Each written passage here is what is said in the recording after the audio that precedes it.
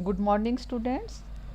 पाइला के digestive system की study के क्रम में आज हम पाइला के आहार नाल के साथ जुड़ी हुई डाइजेस्टिव ग्लैंड्स, पाचक ग्रंथियाँ तथा भोजन के ग्रहण और पाचन की क्रिया के बारे में अध्ययन करेंगे। जैसा कि कल हमने पढ़ा था, एलिमेंट्री कैनाल माउथ से एनस तक उपस्थित होती है। पाचक ग्रंथियों के रूप में यहाँ पर जो ग्लैंड्स प्रेजेंट होती हैं उनमें सलाइवरी ग्लैंड्स तथा हिपेटोपेनक्रियाज, जिसे लीवर भी कहा जाता है, ये दो मुख्य ग्रंथियाँ होती हैं। इनके अतिरिक्त एक जोड़ी ग्लैंड्स और प्रेजेंट होती हैं जिन्हें बकल ग्लैंड्स कहा जाता है। ये बकल ग्लैंड्स जो होती हैं यह बकल कैविटी मुख गुहा के ऊपरी हिस्से में रूफ वाले पोर्शन में उपस्थित होती हैं और संभवतः ये भी कुछ एसेसरी डाइजेस्टिव फ्लूइड्स का सिक्रीशन करते हैं जो पाचन की अभिक्रिया में मदद करते हैं। एग्जैक्ट फंक्शन बकल ग्लैंड्स का अभी तक ज्ञात नहीं है। दूसरे प्रकार की पाचक ग्रंथियों के रूप में सलाइवरी ग्लैंड्स प्रेजेंट होती हैं। सलाइवरी ग्लैंड्स जो प्रेजेंट होती हैं, एक जोड़ी वाइट कलर की ब्रांचेस, एक कॉम्पैक्ट मास के रूप में ये ग्लैंड्स प्रेजेंट होती हैं। बकल मास बकल कैविटी के आसपास का जो पेशीय स्तर होता है उसके पास प्रेजेंट होती हैं। ईसोफेगस वाले हिस्से के अंदर ईसोफेजियल पाउच तक और उनके ऊपर ओवरलैप किए हुए ये ग्लैंड्स प्रेजेंट होती हैं। सलाइवरी ग्लैंड से स्रवित होने वाले सिक्रीशन को म्यूसिन जैसा चिपचिपा पदार्थ माना गया है और इसके साथ साथ यह कार्बोहाइड्रेट के पाचन करने वाला कार्बोहाइड्रेज एंजाइम यहाँ पर सिक्रीट करती है। यह कार्बोहाइड्रेज एंजाइम कार्बोहाइड्रेट्स के डाइजेशन में मदद करता है। सलाइवरी ग्लैंड यहाँ पर दो जोड़ी हैं। इन सलाइवरी ग्लैंड से एक एक डक्ट निकलती है और ये डक्ट जो होती हैं इनके सिक्रीशन को बकल कैविटी वाले हिस्से तक पहुँचाती हैं, जहाँ पर भोजन के साथ मिलकर के पाचन की क्रिया संपादित होती है। इसके बाद अगले प्रकार की जो ग्लैंड्स यहाँ पर होती हैं वह है मुख्य ग्रंथि के रूप में, पाचक ग्रंथि के रूप में जो संरचना उपस्थित होती है उसे हिपेटोपेनक्रियाज या लीवर के नाम से जाना जाता है।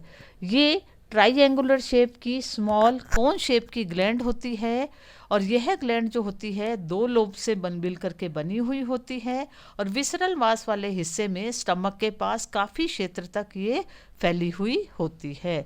दो लोब्स में से स्मॉलर लोब जो होता है वो स्टमक के पास और दूसरा लोब जो होता है, लार्ज साइज का लोब जो होता है, वो ऊपर शीर्ष भाग जो होता है स्पाइरल या कुंडलन जो शंख का होता है, विसरल मांस जहाँ तक फैला हुआ होता है उस दैहिक मांस के साथ ऊपरी हिस्से तक यह ग्रंथि फैली हुई होती है या उपस्थित होती है। इसके छोटे वाले लोब से और बड़े वाले लोब से दोनों से ही वाहिकाएं निकलती हैं, डक्ट्स निकलती हैं और दोनों मिलकर के एक कॉमन डक्ट में परिवर्तित होती हैं, कॉमन डक्ट बनाती हैं और ये कॉमन डक्ट या संयुक्त वाहिनी जो होती है ये आमाशय या स्टमक वाले हिस्से के अंदर आकर के खुलती है। एक और बात, हिपेटोपेनक्रियाज ग्लैंड यहाँ पर जो उपस्थित होती है, इस ग्रंथि की आंतरिक दीवारें जो होती हैं उनमें विशेष प्रकार की कोशिकाएं उपस्थित होती हैं। ये कोशिकाएं जो होती हैं वो विभिन्न प्रकार के डाइजेस्टिव एंजाइम्स को सिक्रीट करती हैं। यहाँ पाई जाने वाली कोशिकाएं जो हैं उनमें एक सिक्रीटरी सेल्स या स्रावी कोशिकाओं के नाम से जानी जाती हैं। ये सेलुलोज के पाचन के लिए डाइजेस्टिव एंजाइम्स का सिक्रीशन करती हैं।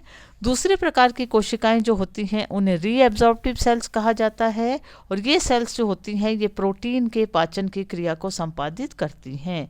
कुछ लाइम सेल्स चूना कोशिकाएं उपस्थित होती हैं।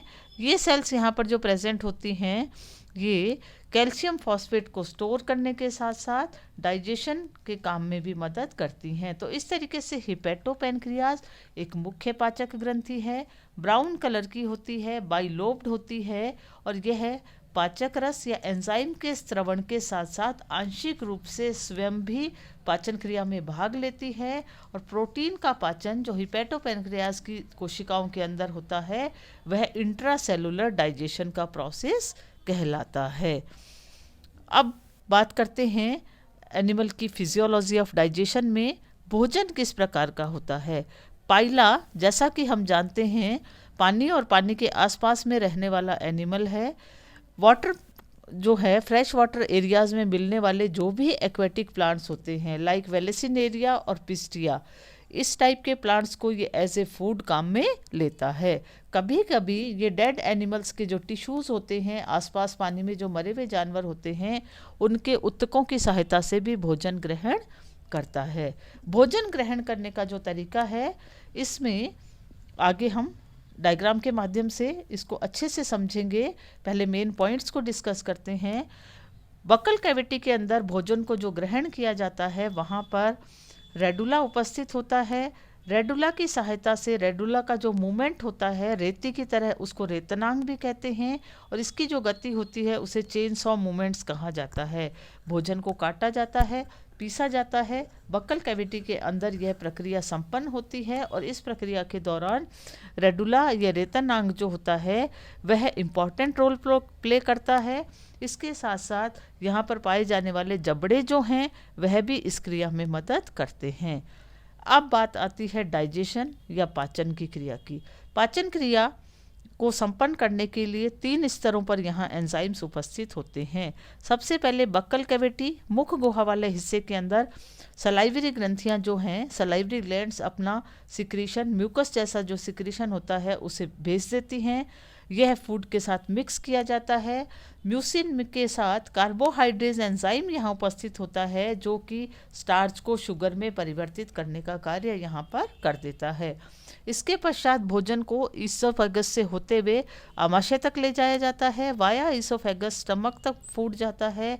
यहाँ पर फूड के डाइजेशन का जो प्रोसेस होता है उसमें डाइजेस्टिव ग्लैंड से जो सिक्रीशन आता है, यानी कि हिपैटोपैनक्रियाज के द्वारा स्रावित किए जाने वाला जो जूस होता है उसमें एंजाइम्स प्रेजेंट होते हैं। और इसके साथ साथ डाइजेस्टिव ग्लैंड जो होती है उस डाइजेस्टिव ग्लैंड के अंदर भी इंट्रासेलुलर, जैसे कि अभी पहले हमने बात की थी, अंतःकोशिकीय पाचन की प्रक्रिया भी यहाँ पर संपन्न होती है। पचित भोजन के अवशोषण का जो कार्य है, सिंपल एंजाइम्स की सहायता से प्रोटीन, कार्बोहाइड्रेट और लिपिड्स को ब्रेक डाउन किया जाता है। उसके पश्चात स्टोरेज और अवशोषण की जो प्रक्रिया होती है वह अवशोषण की प्रक्रिया मुख्य रूप से पाचक ग्रंथि और इसके साथ साथ इंटेस्टाइन या आंत्र वाले हिस्से के अंदर होती है। बचा हुआ अनडाइजेस्टेड फूड जो होता है वो रेक्टम या मलाशय में जाता है और उसे एनस के द्वारा बाहर निकाल दिया जाता है।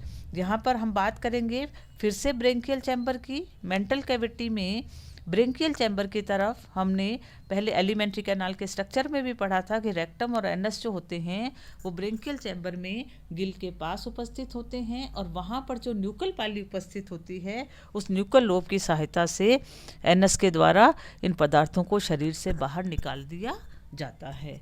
तो ये इस डायग्राम में हम देख पा रहे हैं कि एनिमल का माउथ है, माउथ के साथ यहाँ पर जबड़े लगे हुए हैं, जबड़ों के साथ यहाँ पर रेडुला का स्ट्रक्चर बहुत क्लियर कट दिखाई दे रहा है। रेडुला के साथ नीचे की तरफ ओडेंटोफोर उपस्थित है और रेडुला की जो गति है, यहाँ पर रेडुलर टीथ जो होते हैं वहाँ पर मांसपेशियाँ उपस्थित हैं।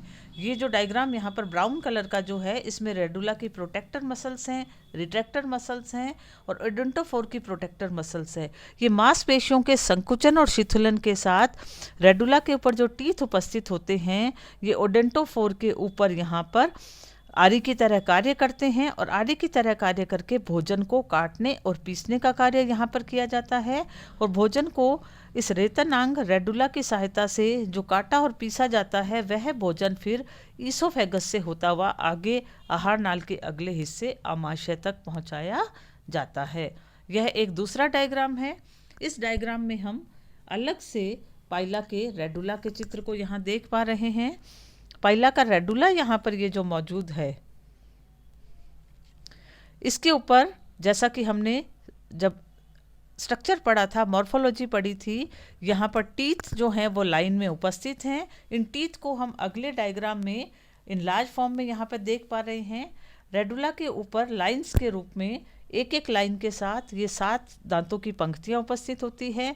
मध्य वाला दांत मीडियन रेचिडियन टीथ कहलाता है जो सबसे अलग प्रकार की संरचना वाला होता है। उसके अतिरिक्त आउटर मार्जिनल, इनर मार्जिनल और लेटरल इन टोटल यहाँ पर हमने पहले भी पढ़ा था कि 7 टीथ प्रेजेंट होते हैं जो पर्टिकुलर डेंटल फार्मूला को रिप्रेजेंट करते हैं। नीचे वाला डायग्राम पाइला के जॉ को प्रेजेंट कर रहा है और जबड़े के ऊपर इसकी कटिंग एजेस जो हैं डेंटिकल जैसे कोनिकल स्ट्रक्चर्स यहाँ पर दिखाई दे रहे हैं। ये भी भोजन के काटने और पीसने की प्रक्रिया में मदद करते हैं। और ये संरचनाएं पर्टिकुलरली बक्कल मास, बक्कल कैविटी वाला जो हिस्सा है जिसमें चारों तरफ पेशीय आवरण होने के कारण हम इसको बक्कल मास कहते हैं। यह बक्कल कैविटी का चित्र है और इस बक्कल कैविटी के चित्र में हम देख पा रहे हैं बक्कल ग्लैंड की उपस्थिति को, इसके अतिरिक्त रेडुला की उपस्थिति को और रेडुला के साथ जुड़ी हुई जो कार्टिलेज है उसकी उपस्थिति को, और इसके जस्ट ऊपर सब रेडुलर ऑर्गन जो है, यानी कि माउथ से एंटर करने वाला भोजन इन सभी अंगों की प्रक्रियाओं के साथ समाहित होता है और उसके पश्चात इस भोजन को ईसोफेगस की सहायता से आगे की तरफ धकेला जाता है। अगला चित्र पाइला की पाचक ग्रंथि को रिप्रेजेंट कर रहा है। जैसा कि हमने बात की थी कि विसरल मास या दैहिक पुंज जो होता है उसका बहुत बड़ा हिस्सा जो होता है वो ये पाचक ग्रंथि यहाँ पर घेरे रहती है। तो इस डायग्राम के अंदर हम एनिमल के जननांग को भी देख पा रहे हैं जिनके बारे में अभी हमको ज़्यादा चर्चा नहीं करनी है। यहाँ पर हमको मेन फोकस जो करना है, आप ओवरी और ओविडक्ट की तरफ अभी ध्यान मत दीजिएगा, मेन अब एम्फेसिस करना है स्टमक यहाँ पर उपस्थित है, anterior area of digestive gland यहाँ पर दिखाई दे रहा है और posterior area of digestive gland यहाँ दिखाई दे रहा है।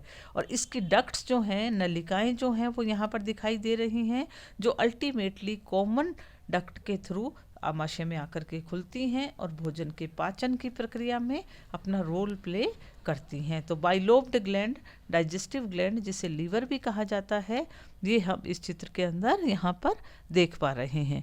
तो बच्चों ये था पाइला का पाचन तंत्र जिसमें हमें फर्स्ट वीडियो में हमने आहार नाल की संरचना को पढ़ा, उसे विशेष रूप से याद रखना है। बक्कल कैविटी या मुख गुहा में पाई जाने वाली विशिष्ट संरचनाएं जो कि फाइलम मोलास्का का स्पेसिफिक कैरेक्टर है, रेडुला उनमें से एक इम्पॉर्टेंट स्ट्रक्चर है, उसे हमें अवश्य याद रखना है। पाचन की प्रक्रिया इंट्रासेलुलर एक्स्ट्रासेलुलर दोनों प्रकार का डाइजेशन है, इसे भी हमें विशेष रूप से याद रखना है। पाचक ग्रंथि में पाई जाने वाली विशिष्ट कोशिकाओं का प्रकार और उनके कार्य को हमें याद करना है। तो अगले सेशन में पढ़ेंगे एक नए सिस्टम के साथ। धन्यवाद।